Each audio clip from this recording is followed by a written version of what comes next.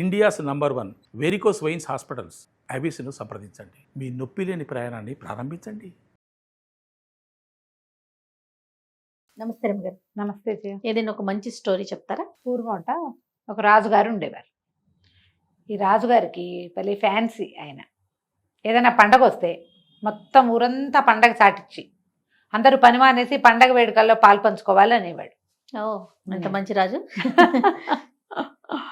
బానే ఉంది కదా. అయితే ఆయన పుట్టినరోజు అప్పుడు భలే గ్రాండ్గా చేసుకునేవాడు ఆయన. అందరూ పుట్టినరోజు వేడుకల్లో పాల్గొనాల్సిందే. ఎవరి పని వాళ్ళు చేసుకుంటే మధ్యలో వచ్చి ఒకసారి హాయ్ అని కేక్ కటింగ్ వచ్చి వెళ్ళిపోదామంటే కుదరదు. చాలా గ్రాండ్గా చేసుకునేవాడు. ప్రజలంతా పాలు పంచుకోవాలి, ఆయన తరహా అదనమాట. అయితే ఏమైంది, ఓ సంవత్సరం ఆయన పుట్టినరోజు వచ్చింది. ఊరంతా చాటిప్పేశారు, ఎవ్వరూ పనిలోకి వెళ్ళకూడదు. రాజుగారి పుట్టినరోజు సందర్భంగా అందరికీ రెస్ట్ అని ప్రకటించారు. అయితే ఏమైంది, ఎవరైనా పని చేస్తే పోనీ ఆయన ప్రకటించావు బాగానే ఉంది, ఎవరైనా పని చేసుకుంటే ఒప్పుకునేవాళ్ళు కాదు. రాజభట్లు వెళ్ళి వాడిని లాక్కొచ్చి రాజుగారి దగ్గర పెట్టేవాళ్ళు. అయ్యో, వాడికి శిక్ష పడేది, పొట్టాడేవాడు. నేను చెప్పా కదా మీరు ఎందుకు చేశారు అనేవాడు. అయితే ఏమైంది, ఓ సంవత్సరం పుట్టినరోజుకి గ్రాండ్ సెలబ్రేషన్స్ జరిగినాయి. ఊరంతా భోజనాలు గీనాలు గందరగోళంగా పెట్టారు, ఏంటేటో చేస్తున్నారు. అయితే రాజభట్లు ఒక గొడారి వాడిని చూశారు. గొడారివాడు అంటే ఏంటి, చెప్పులు కుట్టేవాడు. ఆ ఊళ్ళల్లో ఈ కథ రాసిన ఆయన వారి ఊర్లో అలా అంటారు కాబోలు. అయితే రాజభటులు చూసి, ఏరా నాయన, రాజుగారి పుట్టినరోజు, నువ్వేమిటి ఈ పని చేస్తున్నావు, పని చేయొద్దని చెప్పాం కదా, నేనంతా టమ్కేసాం, వినలేదంటే, పని చెప్పేది నాకు ఎలా గడుస్తుందండి, ఆయన పుట్టినరోజు అయితే నన్ను ఏం చేయమంటారు అన్నాడు.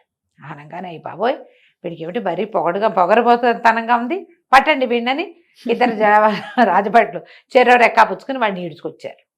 రాజుగారి దగ్గరికి ప్రవేశపెట్టాడు. ఈ గోడారివాడు లోపలికి వెళ్ళాడు. రాజుగారు అడిగాడు, ఏమోయ్, నా పుట్టినరోజు సందర్భంగా నేను అందరినీ పనులు మానేమన్నాను, నువ్వు కూర్చుని పని చేసుకుంటున్నావు, ఏమిటి నీ ఉద్దేశం? బాబు, మీకు పుట్టినరోజు ఉంటే మీదండి, మా బండి ఎట్టా నడుస్తుందండి? మా బండి నడవదు, రోజు కుడితే కానీ నా కథ నడవదండి అన్నాడు. రాజుకి ఆశ్చర్యం వేసి, అదేమిటి, నిన్న మొన్న అటు మొన్న సంపాదించేవన్నీ వెనకేసుకోలేదంటే వేసుకోలేదండి అన్నాడు. రాజు ఆశ్చర్యపోయాడు. నువ్వు రోజు పని చేస్తావు, రోజు డబ్బులు వస్తాయి, వెనకేసుకోకుండా ఎలా ఉంటావు, అసలు చెప్పు, నీకు ఎన్ని డబ్బులు వస్తాయో చెప్పు అంటే, నీ బాగా ఆలోచించి 6 అణాలు వస్తాయండి అన్నాడు. అనేసరికి తిండికి వాటికి నీకు ఎంత ఖర్చు అవుతుందో చెప్పన్నాడు ఆయన. నేను నా భార్య తినడానికి 2 అణాలు ఖర్చు అవుతుందండి, మా తిండికి సరిపోతుంది అన్నాడు. అప్పుడు రాజు అన్నాడు, మరి 6 అణాల్లో 2 తీసేస్తే 4 ఉండాలిగా, 4 అణాలు వెనకేసుకోవాలా నువ్వు అంటే, ఏం చేస్తానండి, 2తో రుణం తీరుస్తాను, 2 అణాలతో 2 అణాలతో రుణం ఇస్తున్నానండి అన్నాడు. రాజుగారు ఆశ్చర్యపోయాడు. ఒరి నీ బతుకు, 2 అణాలు రోజుకి 2 అణాలు అప్పు తీర్చాలంటే నువ్వు ఎంత తీసుకున్నావు? పోనీ తీర్చావనుకో, మరి ఇస్తానంటావేమిటి, అప్పిచ్చేంత స్తోమత ఉందా నీకు అనేసరికల్లా, అది కాదండి, రుణాలు తీర్చడం అంటే, రాజుగారు ఆ వాక్యాలు పదే పదే మననం చేసుకుంటున్నాడు. ఏమిటో చెప్పు సరిగ్గా, నువ్వెవరికి ఇస్తావు, ఎవరికి తీసుకుంటున్నావు, ఏమిటి చేసావు అని అడిగేసరికల్లా ఇతను చెప్పాడు, కాదండి, మా నాన్న వృద్ధుడు, ఆయన ఏం పని చేయలేడు, చిన్నప్పుడంతా నన్ను సాకాడు, ఈ చెప్పులు కుట్టడం అన్నీ నేర్పించాడు, వ్యాపారం చేయటం ఎలాగో నేర్పించాడు, పని చేయటం నేర్పించాడు. ఇప్పుడు కాళ్ళు కీళ్ళు కిందయి కూర్చుంటున్నాడు, ఆయనకి తిండి ఎట్లా గడుస్తుంది?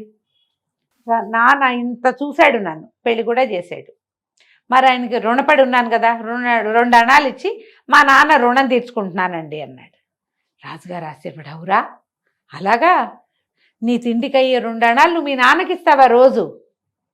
భలే బాగుంది, రుణం తీర్చుకోవడం, నీ పితృభక్తికి చాలా మెచ్చుకుంటున్నాను నేను. అందరూ నీలాగా ఉండాలి, కొడుకన్నవాడు నాన్న రుణం తీర్చుకోవాల్సిందే, అద్భుతంగా చేస్తావు, బాగుంది. మరి ఇప్పుడు 2 అణాలు అప్పిస్తున్నానంటున్నావు, రుణం ఇస్తానంటున్నావు, ఎవరికి ఇస్తున్నావు అని, నా కొడుకేనండి అన్నాడు.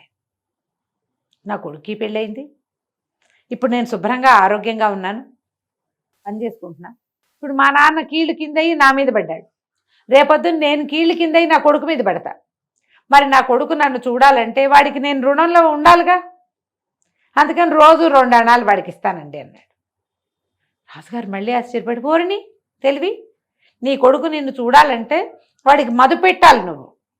లోక సహజమైన సంగతి కదా, మరి ఇవి జరిగేవే, చెప్పుకుంటే ప్రత్యేకంగా ఉంది. రాజు చాలా ఆశ్చర్యపోయి, 2 అణాలతో రుణము తీర్తును, 2 అణములతో రుణమిత్తును, 2 అణాలతో రుణము తీర్తునని పాటలాగా పాడాడు. 4 సార్లు 5 సార్లు అనుకుని బాగుంది బాగుంది, నువ్వు నన్ను చాలా సంతోషపెట్టావు, నా పుట్టినరోజు పూట అద్భుతమైన విషయం తెలుసుకున్నాను అని.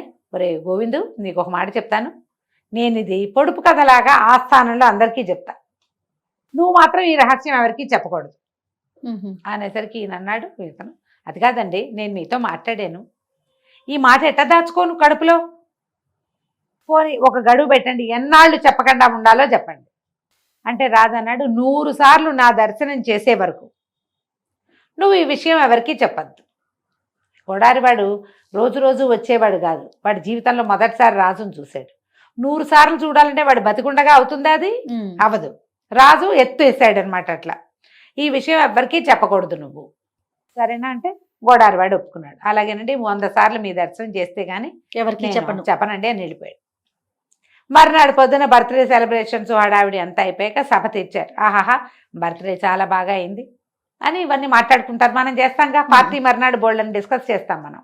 అలాగే రాజుగారు కూడా డిస్కస్ చేయబోయారు.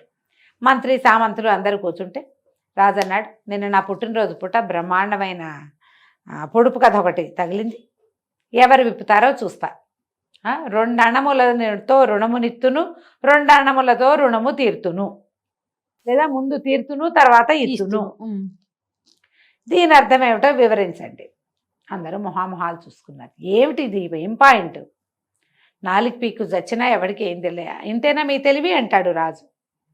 మీకు తెలివి లేదంటాడు. ఏదైనా సలహా ప్రశ్న అడిగితే మీరు చెప్పలేరంటాడు. పొడుపు కథ పొడిచా మీరు చెప్పట్లేదంటాడు. అయితే మంత్రి గారు అన్నాడు, 1 or 2 రోజులు గడువు ఇవ్వండి ప్రభు, చెప్తానన్నాక ఆయన ఆలోచిస్తున్నాడు మంత్రి. నిన్న పొద్దు నుంచి సాయంత్రం దాకా సెలబ్రేషన్సే సరిపోయినాయి. పొద్దు నుంచి అలసిపోయి ఈయన 7ంటికే నిద్రపోయి ఉంటాడు. తెల్లారు లేచి పొద్దున్నే కసరత్తుకి వెళ్ళాలి, దేవతార్చన స్నానం చేయాలి, దేవతార్చన చేయాలి, మందిరానికి మండపానికి ఇక్కడికి రావాలి, సభా మండపానికి. ఎవరితో మాట్లాడి ఈయన ఇది పట్టుకున్నాడు అని బాగా ఆలోచించి నిన్న ఈయన గొడారివాడితో మాట్లాడాడు తెలిసింది. ఆయన కనిపెట్టారు. ఏం మాట్లాడారంటే, ఏమోనండి వాడు లోపలికి వెళ్ళాడు, వాళ్ళిద్దరే మాట్లాడుకున్నారన్నారు. అప్పుడు ఈ కిటుకేదో గొడారివాడికి తెలుసని మంత్రి గారు గొడారివాడి ఇంటికి పోయాడు. పోయి, ఏరా అబ్బాయి, నిన్న రాజుగారు నువ్వు ఏం మాట్లాడుకున్నారు చెప్పు. ఏవో మాట్లాడుకున్నామండి అన్నాడు గొడారివాడు. అనేసరికి మంత్రి అన్నాడు, అట్ట కాదురా, రాజుగారు ఒక పొడుపు కథ పొడిచాడు, దాని మూలం నువ్వని నాకు అనుమానంగా ఉంది. మీరేం మాట్లాడుకున్నారో చెబితే అప్పుడు నేను నీకేమైనా ఇస్తాను, దానికి ఏమైనా సహాయపడుతుంది, ఏమైనా ఇస్తాంటే ఏమి ఇస్తారండి అన్న, నీకు ఏం కావాలంటే అది ఇస్తాను రా అన్నాడు. సరే, ఒక 100 కాసులు ఇప్పించండి, నేను నా కుటుంబం బతికిపోతామని గోడారివాడు చెప్పాడు. వాడికి వచ్చేది ఎంత రోజుకి 6 అణాలు, కాసు అంటే 16 అణాలు, అలాంటివి 100 అడిగేసరికి ఆయన సరేనని రొంటినుంది ఒక 100 కాసుల మూట అప్పటికప్పుడే మనకు పర్సు ఉంటుందిగా, ఎత్తి చేతిలో పెట్టాడు. వీడు ఒక్కొక్క కాసు చూసి పక్కన పెట్టి 100 కాసులు లెక్క పెట్టుకున్నాడు. లెక్క పెట్టుకుని ఏం జరిగిందో విషయం చెప్పేశాడు. అయ్యో చెప్పేసరికి మంత్రి గారు విషయం పట్టుకుపోయాడు. మర్నాడు పొద్దున సభలో ఇలా చెప్పాడు, ఒక వ్యక్తి తన సంపాదనని గురించి ఒక వంతు తను ఉంచుకుని ఓ 2 వంతులు పితృ రుణం తీర్చాలి, 2 వంతులు కుమారులకి రుణం ఇవ్వాలి. మనం పెద్దవాళ్ళని చూసుకోవాలి, పిల్లల్ని చూసుకోవాలి. పెద్దవాళ్ళనేమో వెదవాళ్ళని ఎందుకు చూస్తాము, మన రుణం తీర్చుకోవడానికి చూస్తాం. పిల్లలని వాళ్ళు మనకి రుణపడడానికి చూస్తాం. ఈ కథ అంతా చెప్పేసరికల్లా అందరూ చప్పట్లు కొట్టారు. రాజుగారు సంతోషించాడు, కానీ ఆయన కొళ్ళు పడిపోయింది. ఈ విషయం మీకు ఎవరు చెప్పారు, నిజం చెప్పండి అని మంత్రిని బెదిరించాడు. కోడారివాడు చెప్పాడండి అన్నాడు ఆయన. ఓహో, నేను పచ్చి కోపం వచ్చేసింది, అన్న దుర్మార్గుడా, నేను చెప్పే కదా నీకు చెప్పొద్దని. ఆ కోడారివాడిని పిలిపించి ఏరా అబ్బి, జరిగింది చెప్పావు, నేను కాదన్ను, కానీ 100 మార్లు నా దర్శనం చేస్తే కానీ చెప్పొద్దన్నాను కదా అంటే, అయ్యా 100 మార్లు మీ దర్శనం చేశానండి అన్నాడు కోడారివాడు. అనగానే రాజు ఆశ్చర్యపోయాడు. నిన్న అది జరిగింది, ఇవాళ ఇది జరిగింది, మొన్నటి తర్వాత నువ్వు ఇవాళే వస్తున్నావు, ఎప్పుడు చూసావు నువ్వు 100 మార్లు ఇలా దొంగ అబద్ధాలు ఆడతావు నువ్వు అనేసరికి, నేను అబద్ధం ఆడలేదండి, పెద్ద మంత్రి గారిని పిలిపించండి. మంత్రి గారు వచ్చారు. అయ్యా, మీరు నాకు 100 కాసులు దయచేశారా దయచేయలేదా అని అడిగాడు. రాజుగారు ఎదురుకుండా ఉంది. ఇప్పుడు నేను లంచం ఇచ్చానని చెప్పాల్సి వచ్చింది. 100 కాసులు ఇచ్చాను స్వామి అన్నాడు. ఒక్కొక్క 100 కాసులని నేనేం చేశానండి అన్నాడు. లెక్క పెట్టుకున్నావు అన్నాడు. ఎలా లెక్కెట్టానండి అన్నాడు. మంత్రికి అర్థం కాలేదు ఏమిటి ప్రూవ్ చేయడానికి చూస్తున్నాడు వీడు. ఇప్పుడు ఏం ప్రూఫ్ కోసం వీడు చూస్తున్నాడంటే కాసులు చూసుకున్నావు అని. కాసు మీద ఎవరున్నారండి అన్నాడు. కాసు మీద రాజుగారి బొమ్మ ఉంది. 100 కాసులు చూశాడు. 100 సార్లు మీరు దర్శనం చేశా అయిపోయింది. కాబట్టి చెప్పానండి. రాజుగారు ఆశ్చర్యపోయాడు. అమ్మా వీడిది మామూలు తెలివి కాదు, మంచి బ్రెయిన్. మంచి బ్రెయిన్, చాలా బ్రెయిన్ ఉంది అని గోడారి వాడికి చెప్పాడు. వాడికి ఇంకో 100 కాసులు ఇచ్చి నువ్వు ఆరణాలు సంపాదించద్దు, మాకు ఆస్థానంలో సలహాదారుగా ఉండు, ఓహో, రోజు వచ్చి ఇక్కడ కూర్చో, ఏదైనా మంచి ఐడియాలు ఇద్దుగానని చెప్పి వాడిని పంపించేశాడు. కథ కంచికి మనం ఇంటికి. చాలా చాలా బాగుందండి. నమస్తే రమ్య గారు. నమస్తే.